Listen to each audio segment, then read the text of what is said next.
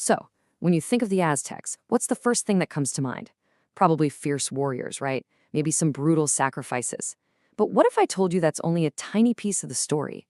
The Aztecs were also unbelievably sophisticated artists, brilliant engineers, and deep thinkers who saw their entire universe reflected in stone. Today, we're going to go past the myths to see the Aztec world through their own eyes. Now get this. That quote, it's not from a historian or a poet. It's from a Spanish conquistador, one of the men who actually came to conquer the Aztecs. And even he was left totally speechless by their capital city, Tenochtitlan. It wasn't some primitive village. It was this sprawling, organized metropolis that could go toe-to-toe with any city in Europe. It left its invaders in complete and utter awe. And this right here, this perfectly sums up the heart of the Aztec identity. On the one hand, you've got the formidable eagle warrior, this symbol of pure military might and the power of the sun. But on the other, you have this delicate, intricate mosaic mask from a culture that was centuries older than their own, which the Aztecs absolutely treasured. They were feared conquerors, for sure, but they were also reverent inheritors of this incredibly deep artistic legacy. And that's the duality we're exploring. All right, so to really get that duality, we have to start by looking past that warrior myth and digging into the complex society they actually built. This was the center of their world, Tenochtitlan. Founded on the spot where they famously saw an eagle on a cactus devouring a snake, it grew into a city of 250,000 people. I mean, just try to picture it. A clean, super organized city literally built on a lake with these towering temples and dazzling palaces. This was the absolute powerhouse of a vast empire. And here's the thing, you just don't build a city like that with warriors alone. The Aztecs developed a highly specialized society, a massive trade network, and a really complex agricultural system. Their entire world was built on this intellectual framework that connected everyday life to the movements of the cosmos. And that connection to the cosmos, it was, everything to them. For the Aztecs, Tenochtitlan wasn't just a capital city. It was the literal, physical center of their entire universe. Right at the city's core stood the Templo Mayor, the Great Temple. The Aztecs believed this was the axis mundi, the cosmic intersection where the 13 heavens, our earthly world, and the 9 levels of the underworld all came together. It was their sacred, man-made mountain at the very heart of creation. And guarding this sacred center were figures like this incredible eagle warrior. Found right next to the Templo Mayor, this statue is the perfect link between their military power and their cosmic beliefs. The eagle was the symbol of the sun, the ultimate source of life, and the one who received all sacrifice. Its power and piety standing side by side. But, the Aztecs didn't just come up with this entire worldview out of thin air. They saw themselves as the heirs to a long, brilliant tradition of Mesoamerican civilizations. This timeline really puts it all into perspective. You've got the Olmec, Teotihuacan, the Toltecs. The Aztecs saw themselves as the final, ultimate link in a chain stretching back thousands of years.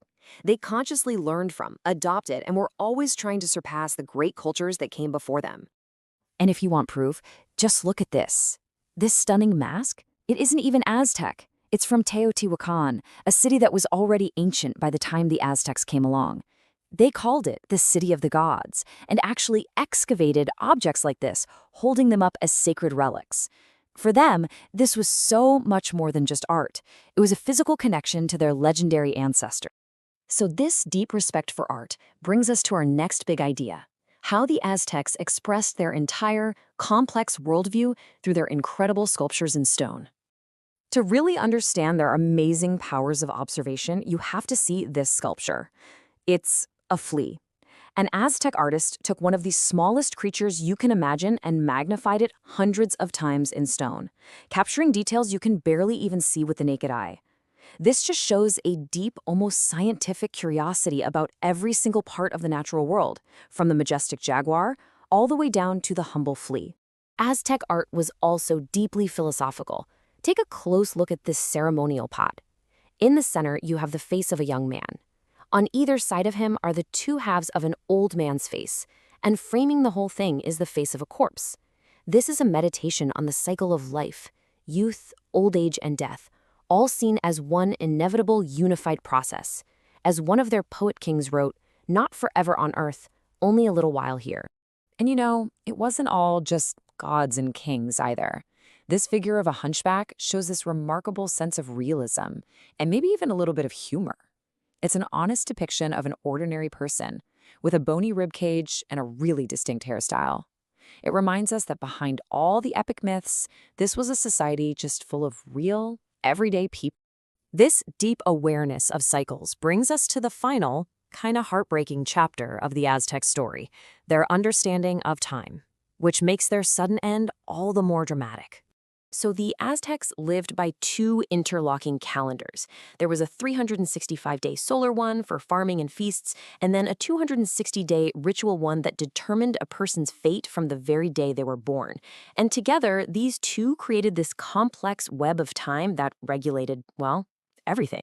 Now, where these two calendars lined up perfectly, which happened once every 52 years, that was a moment of absolute terror. They believed the universe had already been destroyed 4 times, and at the end of each 52-year cycle, they basically held their breath, fearing their world, the 5th sun, could end. To stop this, they performed a sacred new fire ceremony. All fires across the empire were put out, and they lit one single new one to plead with the gods to let the sun rise again. This monument, a bundle of 52 reeds, represents that incredibly fragile renewal. The last new fire ceremony was held in the year 1507. Just 14 years later, in 1521, their world did come to an end, but not through some cosmic destruction. It ended at the hands of Hernán Cortés and his army. The very cycle they so deeply feared was broken by forces they could have never, ever predicted. But you know what? That's not where the story ends. Not even close. The Aztec Empire was destroyed, sure, but its culture lives on. Their founding legend is right there on the Mexican flag. Their language, Nahuatl, is still spoken by millions, and the ruins of their great temple are a source of immense national pride. Which really leaves us with this one big question. The stones of Tenochtitlan were toppled and its empire fell apart, but when you look at the enduring art, the language, and the identity of their descendants, you just have to ask, an empire can be conquered, but can a culture truly be erased?